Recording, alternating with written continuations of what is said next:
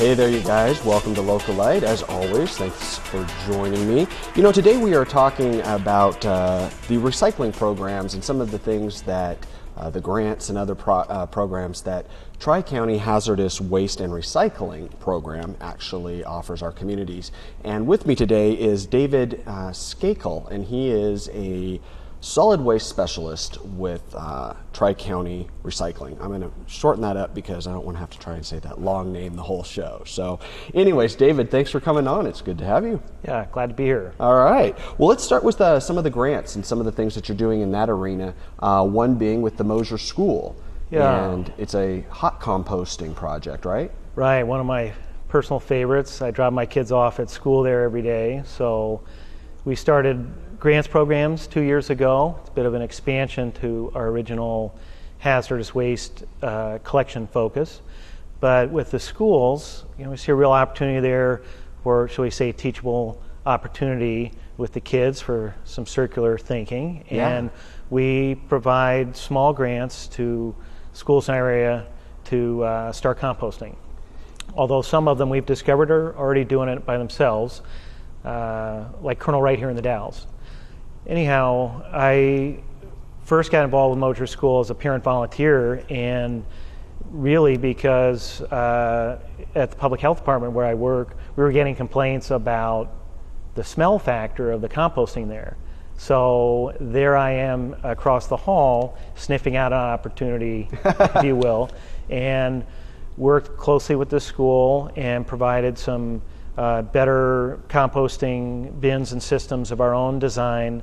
And I really have taken that location on as a training grounds for myself to understand how schools can really compost, you know, technically speaking, because it's essentially commercial composting on a small scale. Okay. And the kids get pretty involved with it too, right? I mean, they actually help do Kids the turning of the are compost. intimately involved, and they, you know, rather than their food in a linear way going into the garbage, into a hole in the ground, it's now they're following it every step of the way from the kitchen into bins, the buckets they take out to our compost system, which we have some bin systems, we have some tumbler systems that they work with.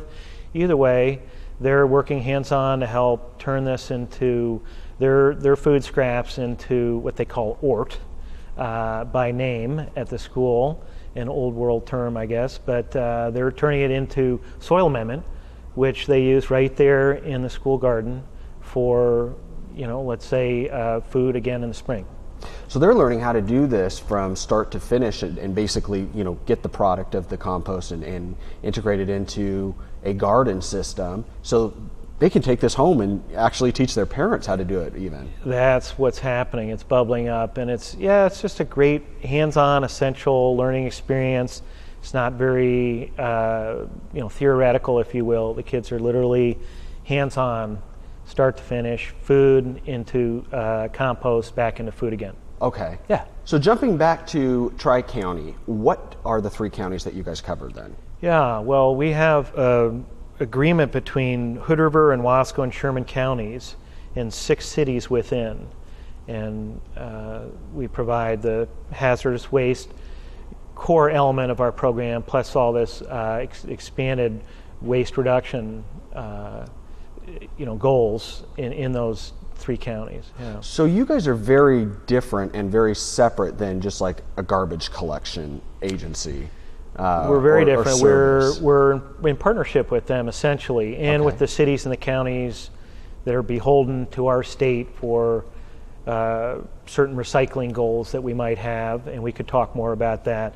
But we're there in partnership again, with the municipalities and with the garbage haulers. But I think a core uniqueness about our program is that it is multi-county, and we're the first multi-county hazardous waste collection program in the state of Oregon, and it's vastly enabled us to affordably collect hazardous waste in a way that no single county has been able to do. So can you define for us hazardous waste? Yeah, and You can always go on our website, which I'll give a plug for, tricountyrecycle.com, where we have the listings of what is and isn't. That's pretty straightforward. On the recycling end, that's a little more ever-changing. At any rate, we're typically talking about a lot of household products, typical things that are you may be less aware of their toxicity, but things that say harmful or caution on the label. They're cleaners, they're backyard pesticides. Also, we have fire extinguishers, mercury in thermostats and LP or gas containers. Even bulk of what we get are frankly flammable materials. So gasoline, fuel oils, paints. Well, paint is we've always taken oil-based paint, which is flammable and toxic to our watersheds and environments. But starting this past July, we're integral part of a statewide program to collect all paint, all sort of household paint in the state. Yeah, it's probably about 50% of what we collect, paint in total. Really? Okay. Yeah, and we also do standalone events for agriculture. We do 4 events annually for orchardists and ranchers. What about computers? Can people dispose of computers through your service?